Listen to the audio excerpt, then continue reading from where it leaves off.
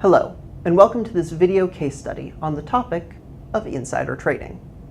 Gillian Lee is the Senior Administrative Assistant to Jerry Adams, the Vice President of Operations for Global Potash Enterprises. GPE is staking its future on its purchase of a mineral concession in northern Saskatchewan.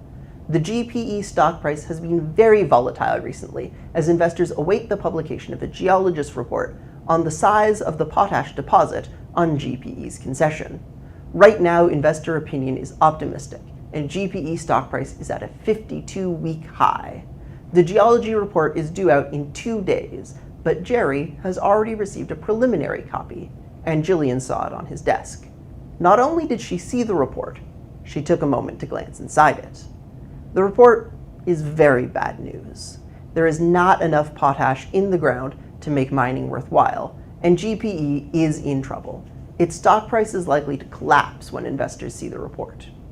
Not only will GPE's stock price collapse, but also they will have to make significant staff layoffs.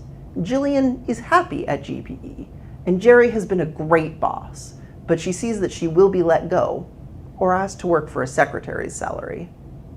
Ever since GPE gambled on this potash concession, Gillian has been fantasizing about what she might do. One of her tentative plans involves secretly buying options on GPE stock. She knows the penalties for insider trading are severe, that securities regulators are very diligent at discovering perpetrators, and that suspicion will fall on Jerry and those around him because of his position as VP.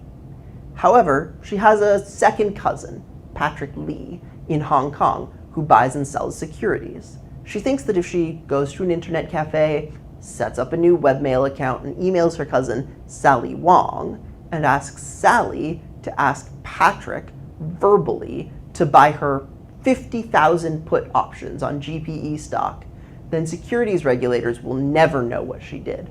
Her credit is good with Patrick, and she can trust Sally and him as family members. Exercising those put options will not make her hugely wealthy, but it will enable her to fund an MBA and get a new and better job. Though she has dreamed up this plan and does not think that regulators will notice, she is still worried. She's an administrative assistant, not an officer of the firm. Yet she feels an obligation to her firm's stockholders to further their interests, and an obligation to Jerry not to take advantage of his trust. She has always been loyal and honest at work. She has many friends at GPE and enjoys being a member of the GPE community. She does not feel much obligation to the speculators who will be selling her the put options, and even though she will perhaps be deceiving them. Because she is not an officer, insider activity reports would not reveal her trades to the market.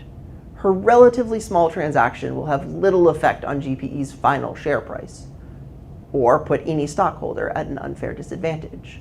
GPE has paid both for the concession and for the geology report. So the question this case study leaves us with is, should Gillian put her plan into action?